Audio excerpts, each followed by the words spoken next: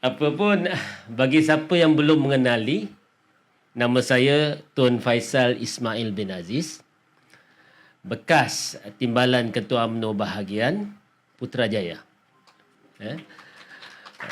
Jadi hari ini saya bawa juga orang-orang Putrajaya yang bersama-sama saya. Ada juga mereka. Rumah ada dua. Satu dekat Putrajaya, satu kat Nilai. Tapi orang rumah masih satu. Bukan takut, belum sampai jodoh. Naya ni. Bahaya. Live mati ni. Tuan-tuan, saya ni golongan muhajirin. Baru lepas dipecat. Tak cukup, sebenarnya sebelum tu digantung 6 tahun. Tak cukup 6 tahun gantung. 6 tahun ni kira nak bunuh karier betul lah. Dipecat pula bulan Disember yang lepas. Dipecat kerana apa? Kerana saya antara orang yang paling awal mendedahkan Datuk Seri Zahid Hamidi telah mengkhianati bukan saja dasar UMNO, bukan saja keputusan Perhimpunan Agung UMNO, tapi juga telah mengkhianati Perikatan Nasional dan juga Muafakat Nasional. Saya, Tan Sri Anwar dan beberapa lagi memang tak boleh terima. Tak boleh terima kerana apa? Pertama, kalau macam saya ni, saya dulu usrah yang pertama saya, usrah PAS. Cuma tak masuk ke PAS tu sebab adalah beberapa perkara yang tidak, yang saya berjawab dengan diri saya tu tak lepas. Jadi saya masuk UMNO, berjuang dalam UMNO. Saya antara orang yang paling seronok bila ada Muafakat Nasional.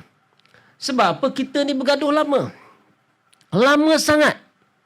Daripada saya belum jadi ahli UMNO, bergerak di dalam universiti sebagai seorang yang bekerja untuk UMNO walaupun bukan ahli, bergaduh dalam pilihan raya kampus, sampailah bawa keluar.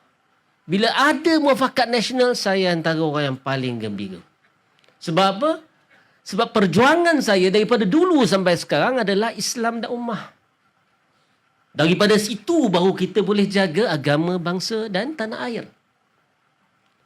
Kenapa saya gembira? Sebab Islam itu sepatutnya menyatukan. Tapi akhirnya di Malaysia, disebabkan perbezaan pendekatan, akhirnya Islam itu memisahkan. Lebih buruk lagi bila Datuk Seri Zahid Hamidi mengkhianati parti. Tanda tangan SD untuk Datuk Seri Anwar Ibrahim jadi Perdana Menteri. Sedangkan waktu itu kita dah tegas. No Anwar, no DAP. Kenapa no Anwar? Pertama, bukan pasal kes liwatnya sahaja. Dia ada kes liwat, kes seksual, kes salah guna kuasa, kes rasuah. Dan dia juga mempunyai ideologi yang kita ragukan. Pluralisme.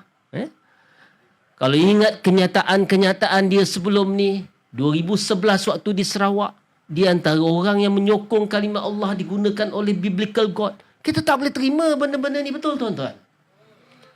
Sangat tidak kena dengan jiwa saya.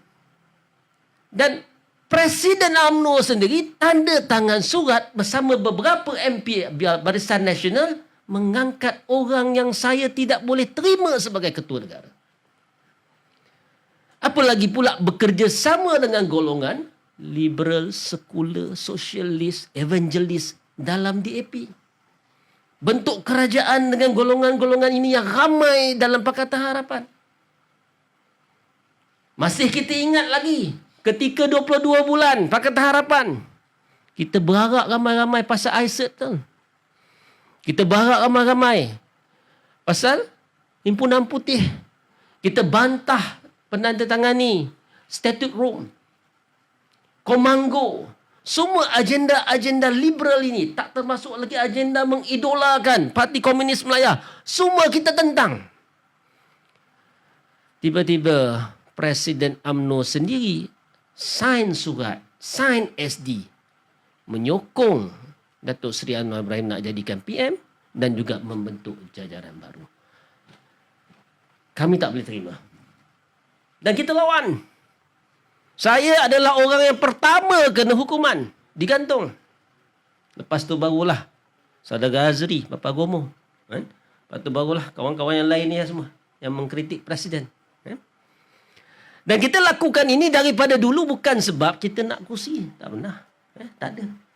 Saya dah cakap dah. Saya kalau ada calon tempatan, silakan terus. Memang tak ada plan pun.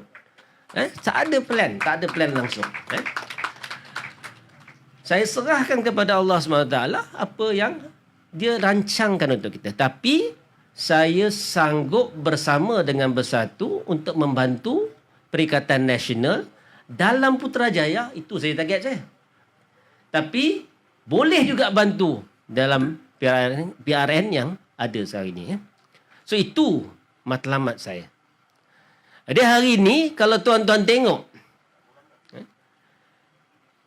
kita sebenarnya telah dinaratifkan oleh kerajaan. Kalau hari-hari kita tengok, kita dengar 3R tu.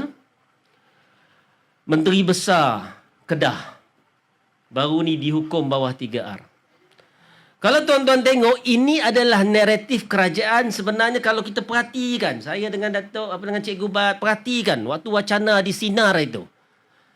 Sebenarnya 3R ni bukan isu yang besar pada kita. Sebab apa? Sebab kita tak mainkan isu tu. Walaupun kita ada kesempatan untuk buat itu. Waktu bila kita ada kesempatan? Waktu mereka menarik balik rayuan kes kalimah Allah. Betul? Tapi kita tak besar-besarkan. Walaupun dalam hati kita membengkak. Sebab apa?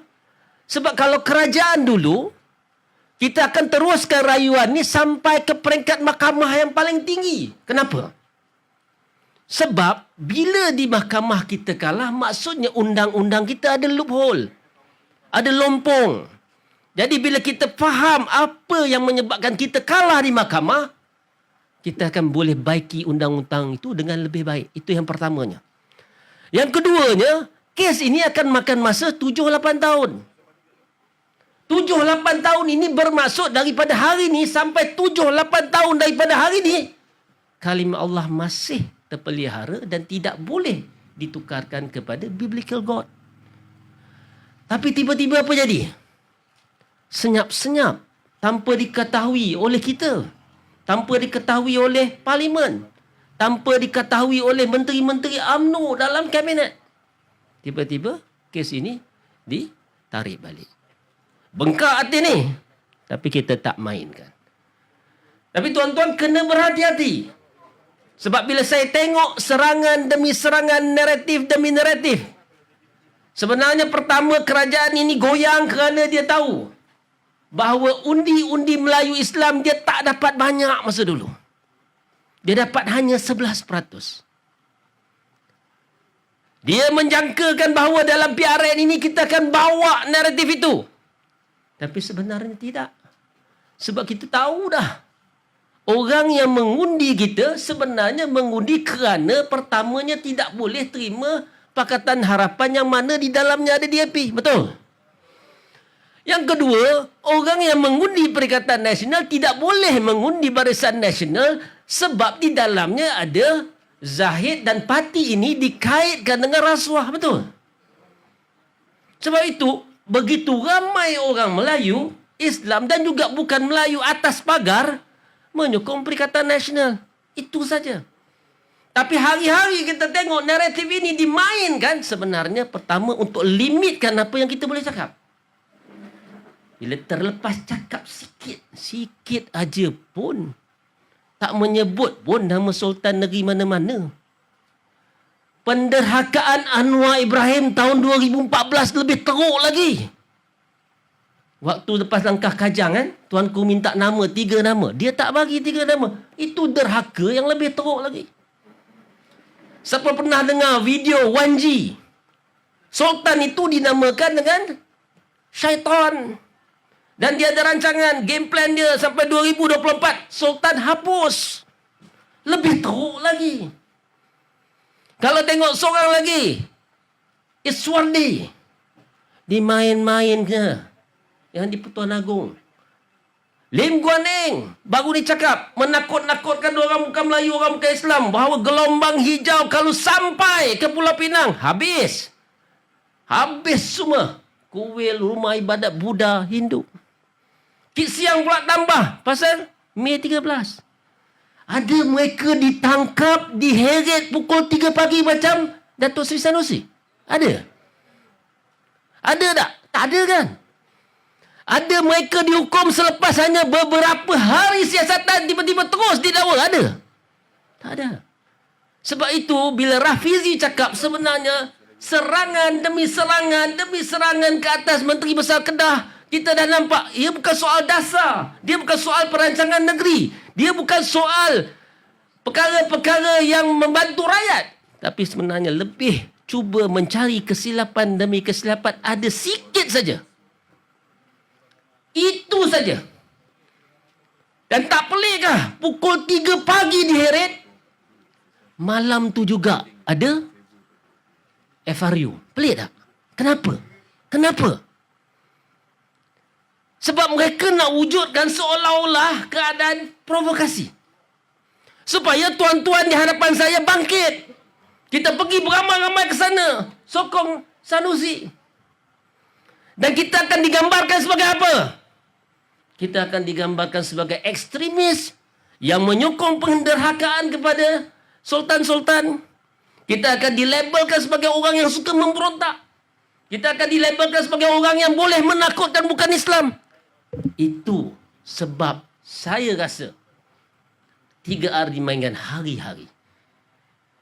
Dan mereka nak divert dari perkara-perkara yang menjadi kelemahan mereka. Apa kelemahan mereka? Saya pernah sebut dalam wacana 5K kan? Apa kelemahan mereka? Tuan-tuan, tadi dah diceritakan pasal Negeri Sembilan. Kita nak bertanding di Negeri Sembilan, kita nak menang kan? Sebab apa kita nak menang? Sebab pertamanya kita tahu, Cikgu Bat dah cerita tadi. Menteri Besar Negeri Sembilan tak buat apa pun. Kedua, mungkin ada korupsi. Di negeri Islam pun mungkin. Ingat lagi, Tan Sri Khalid Ibrahim dulu dia kata, kenapa langkah Rajam berlaku? Kerana ada orang dalam Pakatan Harapan, dalam PKR yang nak gunakan dana negeri untuk politik. Dan dia tak benarkan benda itu. Sebab itu dia dijatuhkan. Di Negeri Sembilan, kalau dengar cerita Cikgu Bat tadi, pun ada perkara-perkara macam ni. Sebab itu kita nak ubah. Sebab kalau kita ubah kerajaan Negeri Sembilan, kalau kita ubah kerajaan Negeri Selangor, kita boleh bongkar satu demi satu perkara yang mereka lakukan ini. Wah, dah habis dah. Baru nak goreng. Tapi tak apalah. Saya ambil untuk gulung. Saya nak cerita 5K tapi nanti kita cerita di kesempatan lain. Tapi tuan-tuan kena faham. Satu cerita negeri, orang akan tanya kepada kita bila kita merayu undi nanti, ini PRN. Kenapa nak cerita nasional? Tapi tuan-tuan kena faham, satu, kita nak ambil alih negeri sebab apa? Sebab kita percaya kita buat lebih baik lagi. Kita boleh buat lebih baik. Terengganu dah buktikan, Kedah dah buktikan. Kelantan dah lama dianaktirikan. Kalau kata kerajaan pusat itu lebih prihatin pada Kelantan, mungkin lebih baik lagi. Satu-satu negeri yang tak ada ampangan. Yang disuruh, dipaksa, menyelesaikan masalah lain, tapi tak ada ampangan. Tak pernah dibagi bajet. Saya percaya kalau diberi bajet akan jadi lebih baik. Okey. Tapi di Negeri Sembilan ini, kalau orang tanya, kenapa kita cerita nasional? Tuan-tuan, kalau tuan-tuan tengok, sebenarnya, bila saya sebut tentang 5K, 5K yang pertama adalah khianat. Saya tak habiskan sampai 5 lah. Saya sebut pasal khianat. Sebab itu tuan-tuan keluar nanti sebenarnya, kita yang berada di sini dah memang tak ada masalah. Kita akan uji Perikatan Nasional. Di luar sana sebenarnya ramai sahabat kita. Pertama kita kena ingat bahawa Negeri Sembilan hari itu tiba-tiba prestasi Barisan Nasional lebih baik daripada Melaka. Perasan tak? Walaupun dalam PRU yang lepas, Melaka terus hilang kursi-kursi parlimennya. Maksudnya gelombang rakyat di Melaka itu lebih kuat daripada di Negeri Sembilan. Tapi gelombang rakyat itu tidak mati lagi. Kita boleh gerakkan. Pertama, tuan-tuan tengok sekeliling.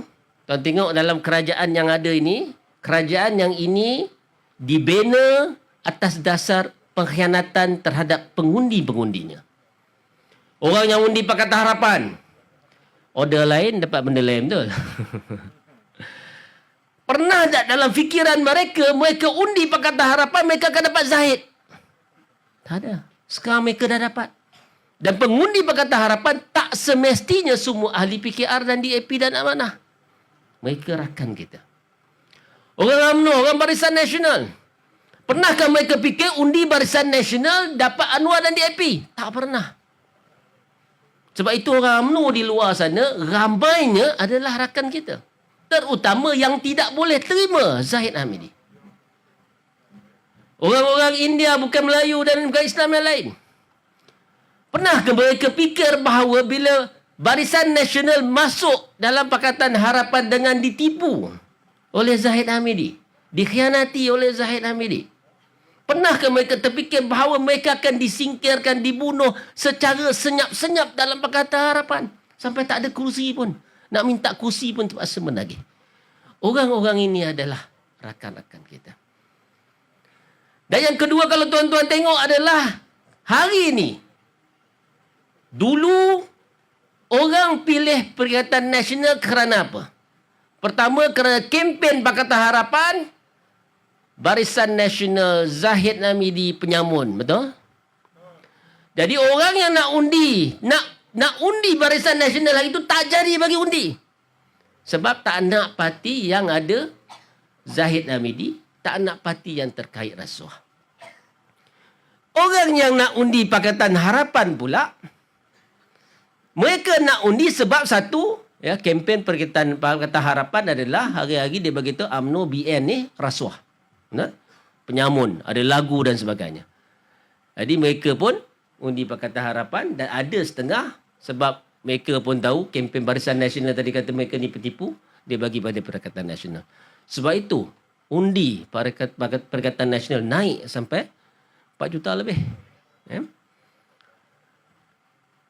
Orang-orang ini, hari ini, kalau saudara dan saudari tengok, mereka amat kecewa dengan keadaan negara ini. Betul? Saya pergi jumpa orang ramai, saya buka di Facebook komen-komen yang ada. Kos sara hidup tinggi, betul? Harga barang melambung. Kerajaan buat apa? Nampak tak kerajaan buat apa? Waktu dalam Perikatan Nasional kita ada jawatan kuasa. Dalam jawatan kuasa itu ada menteri-menteri kabinet. Di kalangan menteri kabinet itu kita boleh putuskan keputusan dengan cepat.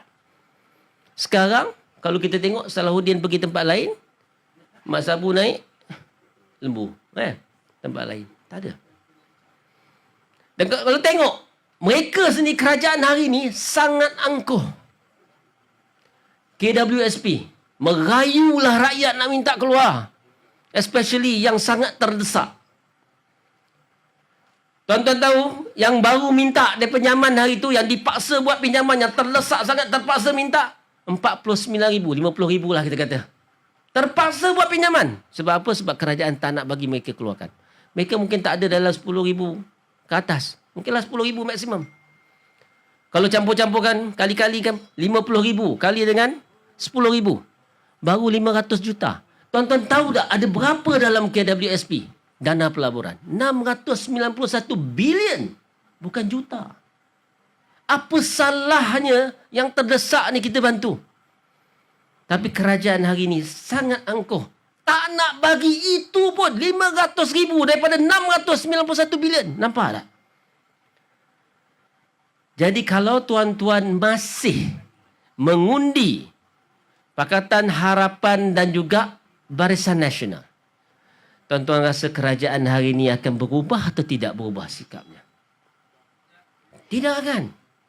Harga barang, menteri akan kekal dengan sikapnya, akan tanya, mana bukti? Tak ada bukti. Betul? Tuan-tuan tengok KWSP, tetap sama juga. Sebab itu tuan-tuan, kena bagi tahu rakan-rakan kita. Kena bagi tahu anak-anak kita. Kalau nak buat wake up call, kalau nak sedarkan kerajaan ini, tuan-tuan memegang undi yang sangat penting. Bukan saja untuk orang Negeri Sembilan, tapi seluruh negara ini. Undi-undi tuan ni sangat berharga walaupun satu. Walaupun satu. Sebab itu pesan pada mereka, jangan tak keluar mengundi. Kena keluar mengundi. Dan kena undi Perikatan Nasional. Satu lagi poin sebelum tutup. Saya dah nampak dah dia. Biar dia. Susah suruh berucap pendek. Lepas tu lepas cikgu Bat pula tu. Orang UMNO sebahagiannya tak suka Zahid Hamidi. Ramai. Ada juga yang rasa kena tipu sebab dinafikan hak untuk dah pilih presiden yang baru. Mereka bawa usul haram dan sebagainya. Saya lawan hari itu, KJ lawan hari itu, tapi kami kena pecat. Tapi mereka juga kena tipu. Satu lagi kumpulan adalah kumpulan penyokong Datuk Seri Najib. Mereka pun rasa tertipu, dipergunakan untuk menjatuhkan kerajaan-kerajaan sebelum ni, PM sebelum ni. Akhirnya, Datuk Najib tak keluar-keluar juga. Orang-orang ini juga akan membantu kita. Sebab itu tadi disebut oleh rakan-rakan kita, nak duduk dalam pun tak apa, nak keluar lebih baik. Tapi mereka ini jangan kita anggap sebagai musuh. Kerana mereka juga boleh membantu kita untuk memenangkan Negeri Sembilan. Tuan-tuan, balik ni. Apa yang kita perlu buat, macam disebut oleh Cikgu Bat tadi, balik ni, jangan berhenti bercakap. Jangan berhenti share apa-apa yang dikeluarkan daripada kami semua di sini. Ada lagu baru, lagu baru, Mahaldani. Mahaldani. Itu lagu popular baru ni. Tengoklah lagu tu. Boleh share lagu tu. Balik. Dalam setiap solat kita. Dalam setiap tahajud kita. Dalam setiap duha kita. Wirid kita. Witir kita. Kita doakan supaya kerajaan ini segera digantikan. Di Negeri Sembilan, di pusat. InsyaAllah, kalau kata kita sama-sama pakat undi Perikatan Nasional. InsyaAllah, kalau kita sama-sama tolak Pakatan Harapan dan juga Barisan Nasional, kerajaan hari ini akan mula buka mata. Akan mula dengar suara rakyat. Dan masa itulah apa yang tuan-tuan minta, barulah dia nak tengok. Apa yang dia janji-janji sebelum ini, barulah dia nak pertimbangkan. Kalau tidak, kalau kita masih undi Barisan Nasional, Pakatan Harapan, kalau orang UMNO yang tak suka Zahid masih undi Barisan Nasional, maka kekallah Zahid di situ, maka kekallah kerajaan yang angkuh, yang tak dengar suara rakyat di situ. Tuan-tuan, sama-samalah kita berdoa untuk kejayaan kita. InsyaAllah, kalau semua boleh bersama, tak ada bergaduh, tak ada berpecah belah, InsyaAllah negeri ini akan kita tawan.